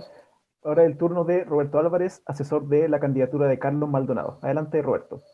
Bueno, primero que nada, un poco para que parezca, digamos, debate, hacer mi cierto contrapunto respecto de lo que mencionaba Magdalena de la estampida de los cetocapitales. Creo que es un discurso bien alarmista y creo que carece un poco de evidencia, a no ser que yo esté mirando otros, digamos, datos, y todas las propuestas que hemos hecho acá son propuestas bastante coherentes. Nadie está pensando en aumentar de una manera drástica los impuestos de manera de generar incertidumbre para que los capitales no vuelvan a Chile. Chile sigue siendo una economía bastante respetada por sus equilibrios macroeconómicos y algo que tenemos que preservar, y yo creo que todos acá estamos en esa dirección, y en particular nuestra propuesta de pensar un sistema tributario no para el próximo año ni para el próximo gobierno. Creo que la propuesta que nosotros estamos planteando es un nuevo pacto tributario para los próximos al menos 20 años. Y ahí creo que avanzar en la dirección que hemos propuesto es lo que consideramos más adecuado, que tiene que ser un incremento gradual de la carga tributaria, que se acerque a los estándares internacionales y que permita mejorar nuestra distribución, que es algo que el sistema tributario no hace bien y que sí lo hace bastante bien en otras economías, en las cuales el Gini cae mucho más de lo que cae el Gini en Chile después de impuestos y de transferencias, y eso es algo que lo hacemos notar en nuestra propuesta, y es algo hacia donde vamos a avanzar. Así que en ese sentido creo que hay un acuerdo que debemos cambiar no solamente la carga tributaria, sino que también tenemos que cambiar la composición de los tributos, y ahí estamos bastante de acuerdo en cosas que tienen que ver con exenciones tributarias, y ahí hay un súper buen documento que yo creo que no se ha mencionado acá, que es este informe que hizo la comisión, entre los cuales estaba el exministro Valdés y el expresidente del Banco Central, Rodrigo Vergara, que es un excelente documento que apunta en la dirección de ir eliminando exenciones tributarias que permitirían una mayor recaudación. Todo en el marco de una economía estable, sólida y que garantice, como lo ha hecho hasta ahora, a los inversionistas que las reglas del juego van a ser claras, y eso es también parte de nuestra propuesta, mantener un ambiente estable y de garantías para que vengan los inversionistas a Chile, digamos, pero también contribuyendo a la paz social. Creo que eso es fundamental, que estos mayores ingresos tributarios van a ir hacia la gente que lo necesita, hacia la necesidad de tener mejor pensiones, de mejoramientos en salud, de ir eliminando todas estas colas y listas de espera que son tan terribles para la gente. Toda la inversión que hay que hacer en educación, que hay un componente muy importante en la propuesta de Carlos de mejorar la educación pública, que nuestros hijos, no en los próximos años, pero en los próximos 20 años vuelvan a los colegios municipales porque son los mejores, y esa es la inversión que se requiere, y eso son la generación de recursos a través del sistema tributario para los cuales van a ser empleados eficientemente, y esa es la garantía que da la candidatura de Carlos Maldonado. Muchas gracias, Roberto. Ahora pasamos, Juan, con Ricardo Guerrero, asesor de Paula Narváez. Adelante, Ricardo. Gracias, Sebastián. Como decía anteriormente, OCDE, el Fondo Monetario, otros organismos internacionales enfatizan que Chile debe aumentar la recaudación de los sectores de mayores ingresos para reducir la desigualdad multidimensional y mantener al mismo tiempo la sostenibilidad fiscal. Como decía Sebastián, la deuda pública ha aumentado considerablemente en los últimos años, y eso se espera que siga aumentando, de no ser que empecemos un proceso de estabilización. La desigualdad es un problema, y eso no solamente en términos sociales, en términos de que afecta a la cohesión social, el comportamiento con los demás, sino que también en términos económicos. Estudios sobre economía del comportamiento muestran los problemas de la desigualdad en los rendimientos educativos y en la productividad laboral, y eso se traduce en un menor crecimiento del país. Por eso la propuesta de Paula Narváez busca que la mayor recaudación sea invertida adecuadamente en políticas de desarrollo productivo, en trabajos de calidad, en una revolución digital y verde que nos permita al mismo tiempo tener mayor cohesión social, disminuir la desigualdad, tener mayor productividad y tener un mayor crecimiento económico. ¿De dónde debería venir esa mayor recaudación? Como tenemos en nuestra propuesta y de acuerdo al diagnóstico que hemos realizado, el sistema tributario chileno hoy muestra un grado de regresividad sumamente alto comparado con el resto de países de la OCDE, que depende mayormente del IVA, que lo pagan por igual ricos y pobres. Debemos avanzar hacia un modelo de país desarrollado que relegitime nuestro pacto tributario. ¿Y por qué relegitimarlo? Hemos visto en distintas encuestas y en los retiros del 10% que nadie quiere pagar impuestos. El argumento principal que se da es que los sectores de mayores ingresos no han pagado lo que deberían pagar, y eso es una realidad. Cuando vemos números y vemos distintos estudios, nos damos cuenta que el 87% aproximadamente de personas que están en el tramo del 1% de mayores ingresos del país no pagan en el tramo de impuesto global complementario más alto, es decir, no pagan en el tramo del 35-40%. Necesitamos relegitimar nuestro pacto tributario para construir un estado de bienestar que permita a los ciudadanos reducir sus incertidumbres a la hora de enfermarse, perder el empleo, jubilarse, entre otros. Por ello, proponemos recaudar al menos 5 puntos del PIB de los segmentos de mayores ingresos y patrimonio, con medidas de combate a la evasión, a la elusión, impuestos a los más ricos, un royalty a la minería moderno y competitivo con otros países, impuestos verdes que se hagan cargo de la crisis climática, y al mismo tiempo hacer una revisión sistémica del sistema tributario que permita hacerlo de manera coherente y ajustarlo a lo que son los países desarrollados. ¿Por qué empezar con los sectores de mayores ingresos? Porque este segmento tiene una responsabilidad mayor en contribuir al financiamiento de las cargas públicas. Las reglas del sistema de mercado, el Estado de Derecho que le otorga a nuestro Estado, la infraestructura estatal les ha permitido que sus ingresos y patrimonio aumenten en una mayor proporción que la del resto. Hacer frente a la desigualdad multidimensional y la crisis climática requiere sostenibilidad fiscal, donde un nuevo pacto tributario es indispensable para recomponer las confianzas de la ciudadanía, y eso es lo que ofrece la candidatura de Paula Narváez. Gracias, Sebastián. Muchísimas gracias, Ricardo. Ahora vamos con Rodrigo Wagner, asesor de la candidatura Yasna Proboste. Adelante, Rodrigo. Muchas gracias, Sebastián. También para seguir la idea de Roberto de no rebatir algunos puntos, pero mencionarlo, está siempre esta preocupación de que si subimos los impuestos, los inversionistas no van a venir. A mí me ha tocado asesorar varios inversionistas en proyectos largos y siempre miden el riesgo político. Para un proyecto a 25 años, para plantar un bosque, que lo van a plantar hoy, pero se cosecha en 24 años más, o para un proyecto minero, 6, 8 años de reforma tributaria, no es algo central. Ellos se tienen que imaginar cómo va a ser Chile en 3 gobiernos más, ¿cierto? Y para eso es central invertir a tiempo. Nos sale caro no invertir a tiempo, porque si genero problemas en paz social, en la percepción del modelo económico y demás, resulta que hay deterioro de la expectativa pública y después viene exceso de regulaciones, impuestos puestos así de mala manera. Yo creo que si algo aprendimos, por ejemplo, en la reforma de pensiones, no haber hecho las cosas a tiempo le costó la legitimidad a la industria. Hace una década que sabíamos que había que mejorar, por ejemplo, la pensión solidaria no se hizo. Yo creo que estamos a tiempo de invertir en el país, aparte por un realpolitik también de que la Constitución lo va a pedir, va a ir por tribunales, da lo mismo que sea el Ejecutivo, va a tener que pagar, el ministro de Hacienda va a tener que pagar el cheque, ¿cierto? Entonces hay que prepararse para eso.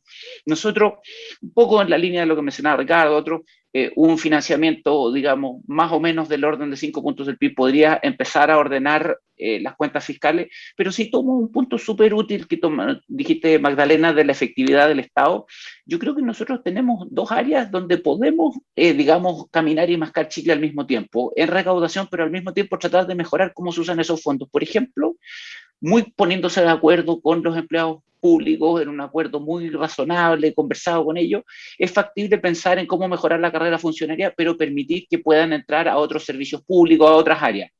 Segundo, participación de calidad, para que los hospitales funcionen con quienes usan los hospitales. Yo, en lo personal, soy socio de un hospital sin fines de lucro donde me atiendo y me atienden bien, fíjate.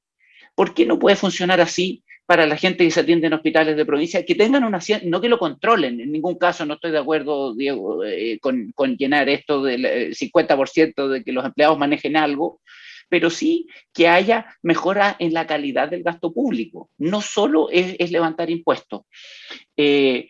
Los numeritos más chicos de verdad que no me dan para el nivel de gasto que está pidiendo el país.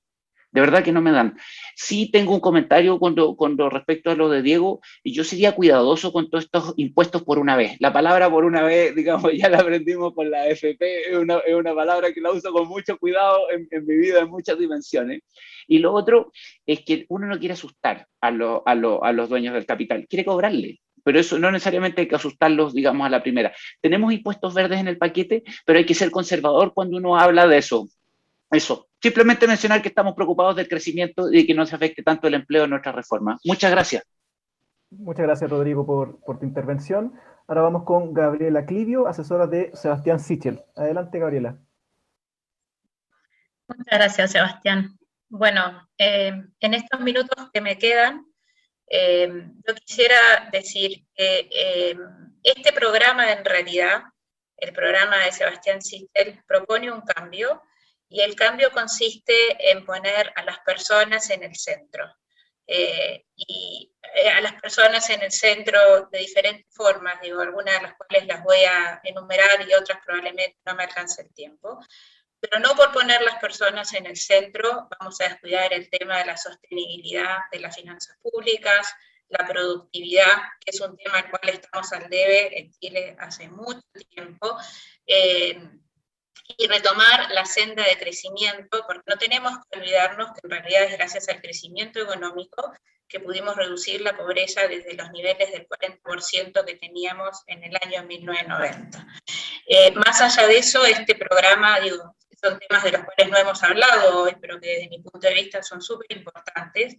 Este programa se hace cargo de impulsar el emprendimiento como motor del crecimiento de diferentes formas, mejorar la eficiencia del Estado también de diferentes maneras, mejorar la calidad de la educación, porque si bien hemos avanzado en los últimos años en Chile en términos de cobertura, la calidad de la educación es una materia en la cual estamos al debe, y este programa también se hace cargo de eso. O sea, hay muchos cambios que vienen propuestos en este programa. Además de esto, yo quiero decir que se ha demostrado que en el fondo la herramienta más eficiente para disminuir la desigualdad son las transferencias directas. Y por eso yo los invito a que lean el programa y que vean la cantidad, que son 4 en realidad, las transferencias directas más importantes, con las que buscamos básicamente disminuir la desigualdad. De implementarse estas 4 transferencias, el índice Gini disminuiría en 9 puntos, lo cual nos dejaría a la cabeza en materia de disminución de desigualdad y mejor índice de Gini en la región, mucho mejor que la situación que estamos hoy en día. Eso, yo creo que para nosotros es súper importante transmitir el mensaje de que hay un cambio en este programa, y como lo dije a lo largo de todas mis presentaciones, si bien hoy estamos juntos acá, y ha sido un gusto para mí conocerlos a todos para hablar de temas tributarios, nunca podemos perder de vista que los impuestos no son un fin en sí mismos, sino un medio para lograr un fin. Muchas gracias, ha sido un gusto en realidad compartir con ustedes. Muchas gracias, Gabriela. Y ahora, para cerrar esta discusión, pasamos con Diego Pardo, asesor de Gabriel Boric. Adelante, Diego. A ver, ¿ahí sí me escuchan? Sí. Gracias por la invitación, primero que nada.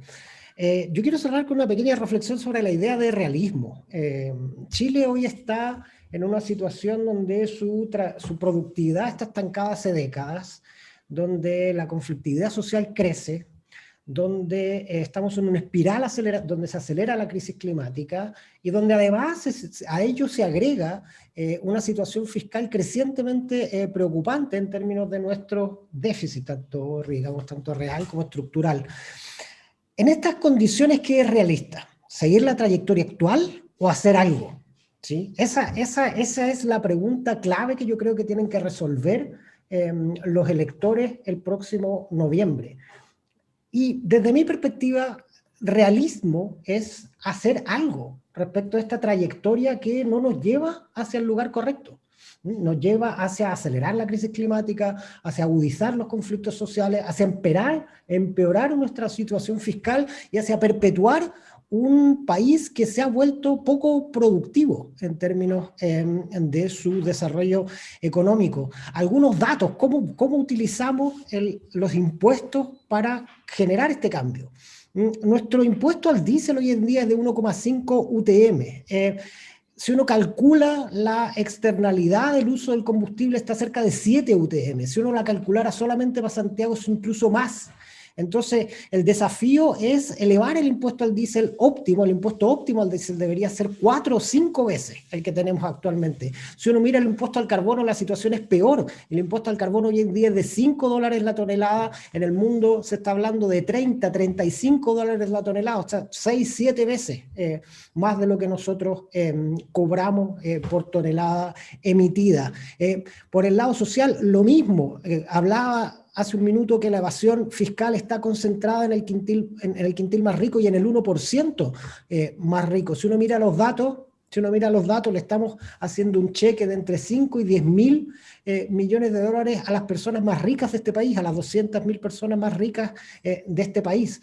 La renta minera, hay una variación en los especialistas que la han intentado medir, pero el mínimo está cerca de 2.000 millones al año, lo que de alguna manera la renta minera que no estamos capturando vía impuestos. Entonces lo realista aquí es poner metas ambiciosas que orienten la capacidad del Estado para producir transformaciones significativas en la vida de las personas y hacerse cargo de la transición ecológica con diseños de impuestos que sean razonables. Todos sabemos que subir el impuesto al carbono y echarse hacia atrás efectivamente impactaría el precio de la energía, que aumentar el precio de los combustibles o disminuir o eliminar las exclusiones afectaría el precio de alimentos, pero hay que encontrar maneras de hacerlo. En otras partes se ha hecho a través de diseños inteligentes y verdes de los impuestos y dejar de utilizar eso como una excusa para no cambiar nada, porque de nuevo la trayectoria actual es insostenible. Perfecto. Muchas gracias, Diego. Siendo las 11:41 de la mañana, damos por cerrado este debate y queremos agradecerle a los distintos asesores de las candidaturas presidenciales y a todos quienes nos acompañaron esta mañana. Tuvimos algunos problemas técnicos al cierre en algunas de las plataformas, pero no se preocupen, ya que estará íntegramente disponible este debate en df.cl. Agradecerles por la sintonía y muchas gracias. Que tengan un excelente miércoles. Muchas gracias. Chao, muchas gracias. Que estén muy bien, nos vemos. Muchas gracias. Éxito. Saludos, colegas, gracias. El mundo nos ha dado varias señales. Ya nadie necesita ser dueño de su auto para recorrer la ciudad. Ahora compramos todo para nuestro hogar sin salir de casa. Hoy en día, ser una compañía sustentable ya no es una novedad. La humanidad dejó de pensar en la Luna y también se propuso llegar a Marte. Vimos a diferentes mujeres liderar empresas, comunidades y naciones. Y pasamos de ser un país que exporta cobre a uno que también exporta talento. La señal es clara, nada está escrito. Diario Financiero, las señales hay que leerlas.